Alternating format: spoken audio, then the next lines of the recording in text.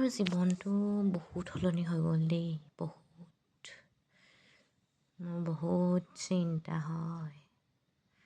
মই বাৰু এতিয়া কাৰোবাৰ মাক হ'লোঁ নহয়।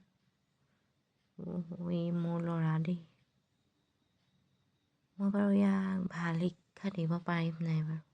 কিতাপৰ শিক্ষাই নহয়, বাস্তৱ জীৱনৰ শিক্ষা।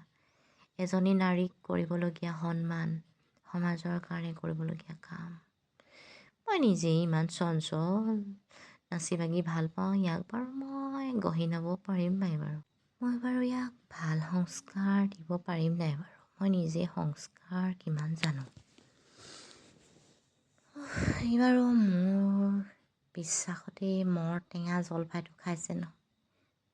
ধুমকৈ পৰোঁতেও অকণ কান্দিছিলে আৰু মোৰ বিশ্বাসতে ধুনীয়াকৈ টোপনি গৈছিলে ন।